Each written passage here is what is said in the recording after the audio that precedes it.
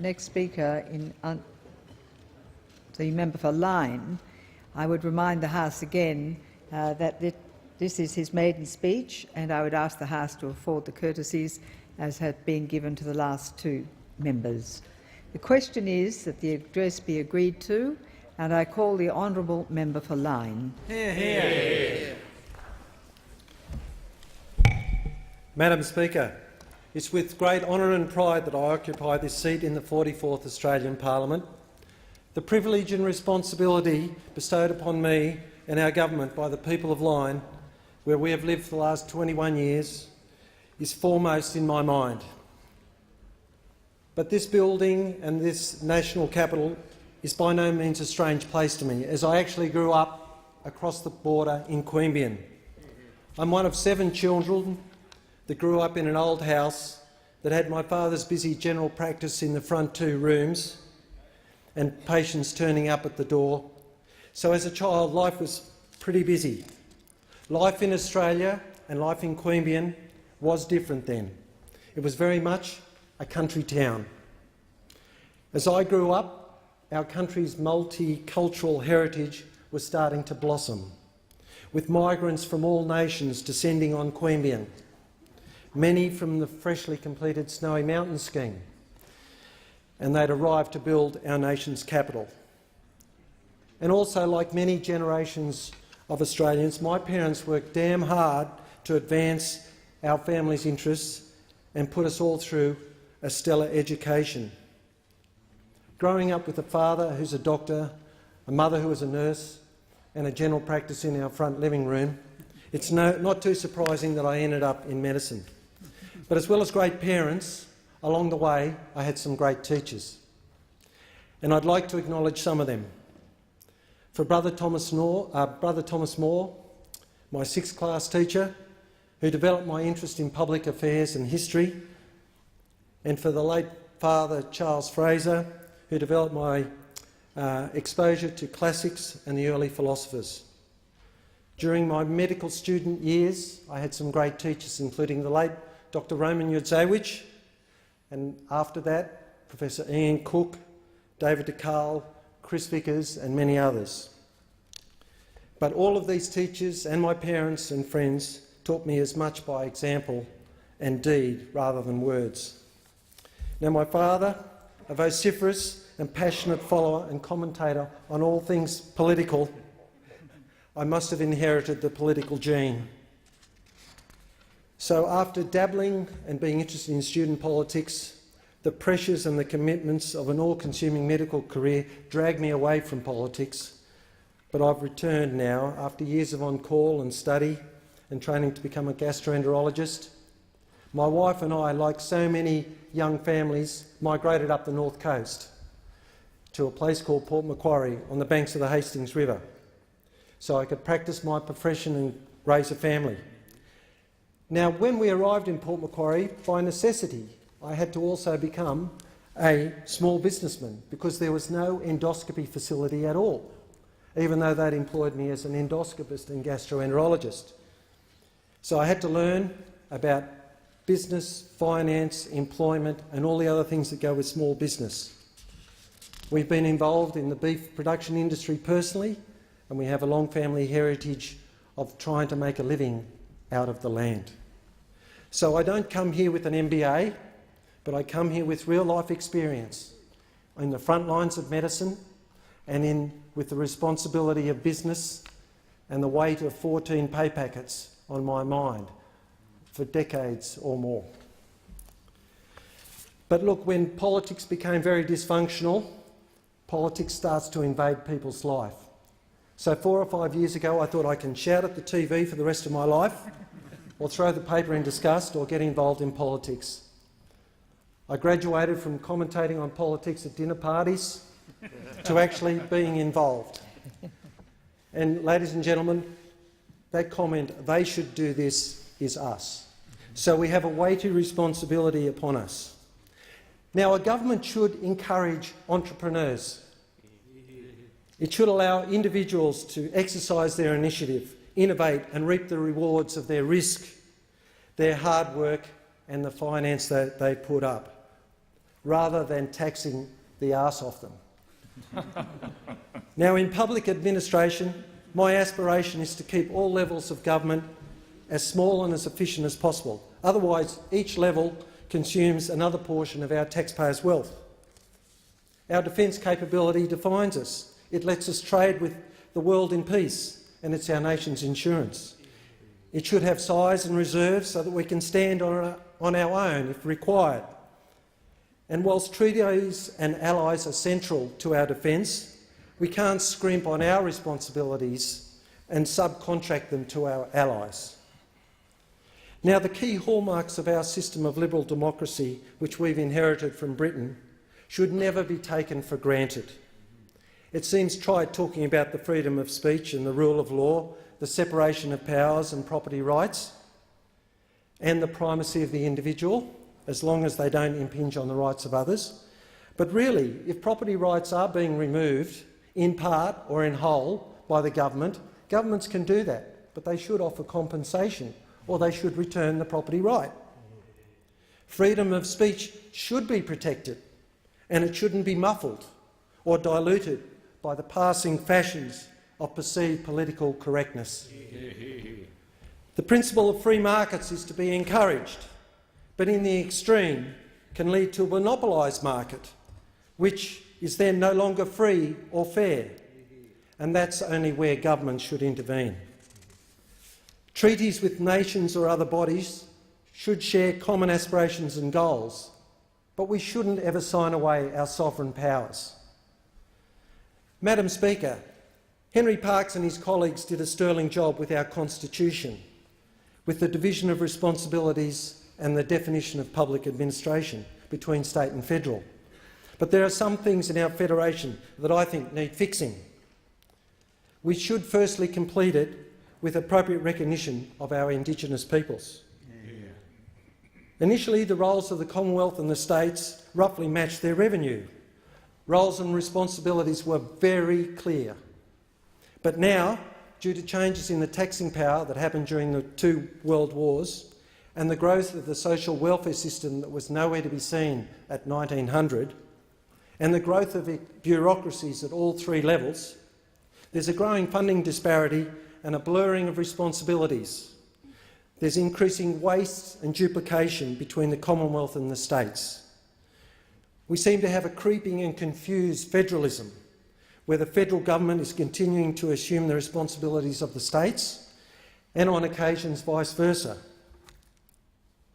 Another thing is the voting system for the Senate, the system that defines who gets into the other place. And as we have just witnessed, the voting system produces senators, appears to be structurally flawed. And it potentially could deliver outcomes again that seem inconsistent with the intention of the voters. Madam Speaker, I think it's time to re-evaluate. There's also frustration that's expressed within the community, and I certainly had it as I door-knocked thousands of houses and clocked up 48,000 kilometres and 2 sets of shoes. That is a frustration with so many elections. Also, there's a frustration with the inability for any government to deliver their agenda within one term, and I suppose that's why we hardly ever see a one-term government anymore. But I think too much energy goes into electioneering rather than governing. One conclusion is that the 3-year term for this House is too short to deliver that agenda. Some Australian states seem to survive with democracy with 4-year terms. We install senators for 6. Our founding democratic system in Westminster have run with 5-year terms for generations. Again, we need to re-evaluate. Now, I'd like to take this opportunity to acknowledge the achievements of 5 previous members of my electorate, and it's my intention to build on their achievements, not to disparage them. I'd like to personally thank 2 previous members, one who is now deceased, the late Bruce Cowan, for his personal help, and that of the previous Deputy Prime Minister Mark Bale. Now, the Lyne electorate and its natural wonders remain one of our greatest assets. We've got golden sands on many iconic beaches. We've got Crescent Head in the north, to Halliday's Point in the south. We've got verdant coastal plains that are guarded by the Sentinel Three Brothers mountain range on the coast and reaches west to the mountain ranges. We have mighty rivers running from them down to the sea. The Macleay in the north, the Hastings and the Camden Haven in the middle, and the mighty Manning in the south.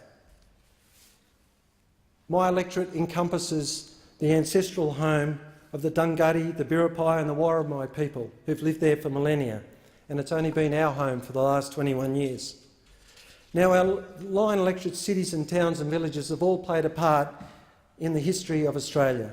John Oxley reached the Hastings River back in 1818, and Port Macquarie was the third penal settlement in the colony. Free enterprise settlers from the Australian Agricultural Company, AACO, reached the Manning in 1831, as well as further down the Manning. The last pre-Federation state member was our first Prime Minister, Edmund Barton. And now, more than decades later, we have major centres in Port Macquarie, Wauchope, Laurelton, Camden Haven, Taree, Wingham and Gloucester. They are all great communities with happy people who work hard, who volunteer and try to get ahead. Now, migration north out of the cities is a phenomenon the whole state and country's seen, but we've swelled with retirees and young families seeking cheap housing. We have many secondary industries that have grown after our initial primary industries of timber, fishing, beef and dairy. And we have steel fabricators, coal miners, a large construction and housing industry, marine and boat builders, defence contractors. The service and professional economy has grown enormously. We have regional administration, banking and a large not-for-profit sector. We also have a huge aged and healthcare centre, large and growing education providers and trainers, and tourism and hospitality have also become critical to our region. And on the surface, it looks great, but underneath there are many challenges that our electorate faces that mirror those of the nation. The previous wealth generators, timber and fishing and dairy, have been challenged by aggressive restriction of resources, particularly in timber and fishing, and the dairy and beef industry suffers from low commodity prices, and aggressive market behaviour and poor bargaining powers made a bad situation worse. Now, these and all the other industries need long-term security to their primary resources to allow new investment, and we need to reduce the cost of business so that they can attract new investment. Many robust small businesses have weathered the changes in our economy, but unfortunately in our electorate 300 have gone by the wayside since 2009. The complexities and costs thrust upon them by red, green and industrial tape and that aggressive market behaviour I referred to has created challenges that were too great for them. Now, the other problem in our electorate is that large sections of our community rely in part or whole on the government for their income because of a poor educational outcome in their instance, unemployment and family breakdown. The best thing a government can do is to deliver policies that build stronger families, effective early learning and subsequent completion of education and training, and conditions so businesses, not governments, can generate jobs. Infrastructure is so important. Our roads, our rail links, and air and telecommunication form the arteries of commerce and tourism, and they're all in need of a serious upgrade in our area. That's why it's so important that we do complete the duplication of the Pacific Highway to the Queensland border and our other regional transport links that we've committed to, like the Buckets Way, that will link the Manning Valley and the Gloucester primary and secondary industries. I want to deliver the things I've campaigned on: Green Army projects, the tennis court upgrades in Port Macquarie, and CCT&T TV to make our streets safer where there's large incidents of crime. The North Coast Railway system is a relic. It transports bulk freight along with tens and thousands of tourists. People talk about the very fast train, but in our part of the world on the North Coast, we have to deal with a very slow train. I'd like to achieve some upgrades of that in my time as well.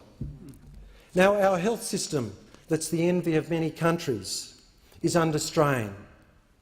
It's essentially underwritten by our federal government, whether it's direct grants to the states, through Medicare, or all the other bits in between. So the taxpayer is being a giant self-insurer. We need to have an insurance system that removes the risk from the taxpayer by encouraging widely held health insurance. If it's widely held, we get community rating principle, and it becomes cheaper, not more expensive. And then it's affordable to the average family. It then protects our public health system and can be a second funding stream for it, like it used to be. And it allows delivery of timely health care to the people of Australia. That's why it's so vital that in the long term we remain committed to it. Madam Speaker, the ageing population will continue to place huge demands on the Australian population, and we've been living that for many years because we have double the age population of the country. Now, we talk about the Northern Food Bowl and the potential there, but there's huge potential in our part of the country. The Lyne electorate's fertile valleys and those of the mid-North Coast could contribute extensively to food production. Again, if upscaling of agriculture occurs and food processing is added into the value-adding chain. In Taree, we have a hidden jewel called the Manning River. But the potentials for increased boat building, tourism, property development, marine services and many other industries lie dormant because the river mouth is unnavigable most of the time. Unfinished infrastructure at its mouth would be great to complete, to allow those potentials to become realities. Now, Madam Speaker, I'm very honoured to be entering this parliament as a member of the Nationals. Our party has a long and proud history in this place. And I want to make sure that myself and our party has a long record of achievement for our electorate and the regions, both at a voice at the cabinet table and through the other sections of executive government. But look, my journey here was not a solo voyage. I have so many people to thank. I'd like to thank the party and my electorate for placing faith in me. And I'd like to thank all of those parliamentarians and other party members that came to help me in the campaign, including your good self, Madam Speaker. I'd like to thank frontbenchers Barnaby Joyce, Nigel Scullion, Fiona Nash, Luke Hartsuker, Bruce Bilson, Julie Bishop, Michael Ronaldson, Michael Keenan, Darren Chester, Michael McCormack and Wacker Williams. I'd also like to particularly thank my friend, confidant, advisor and mentor for many years, our good Prime Minister Tony Abbott, a man I've known since childhood. He comes from a wonderful family, some of whom are up in the chamber there, and I've known them all for many years. He's a man of the highest integrity, and I know he's already making a great Prime Minister and leader of our nation. PM, thanks so much for your help and support. I'd also like to thank our Deputy Prime Minister, Warren Truss. Warren brings a wealth of experience and wisdom to the leadership of our government and nation, and he certainly got the frequent flyer points up coming to our electorate. I'd also like to thank the people in our party. I'd like to thank New South Wales Head Office under the guidance of Ben Franklin and all the others in his team, including his people on the ground, Tom O'Bear, Hugh O'Dwyer, Ross Cadell, Alyssa Wynne. I'd also like to thank people from my 2010 campaign, Georgie McDougalling, Bill Yates, James Dunn, Rob Nardella, Peter Loveday, who are there for the long run. I'd also like to thank my mother and father and the late Daphne Feltness for their enduring love and instilling a sense of confidence in me, as well as my brothers and sisters for their collective years of advice and help. I'd also like to thank my electorate chairman, Jane Corcoran, my campaign manager, Terry Sara, the federal Secretariat help and director, Christine Ferguson. Now, of all the 732 people that helped me in the campaign, I can't thank them all.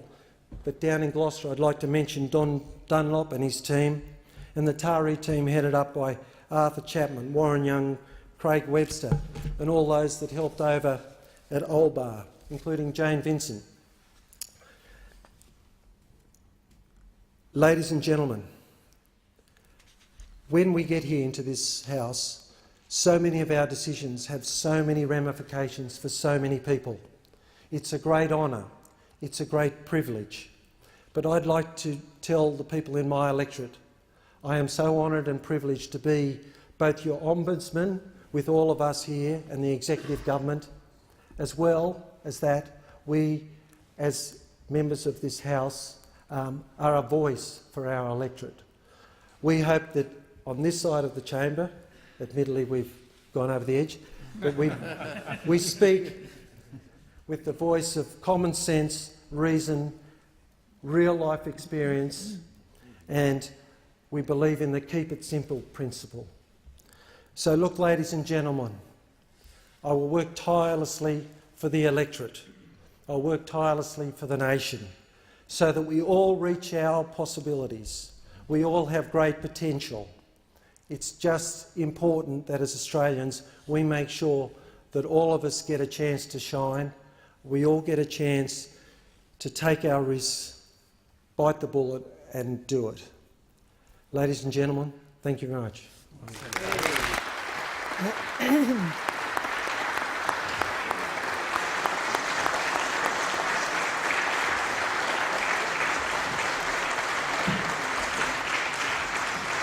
I call the Parliamentary Secretary. I move that the debate be adjourned.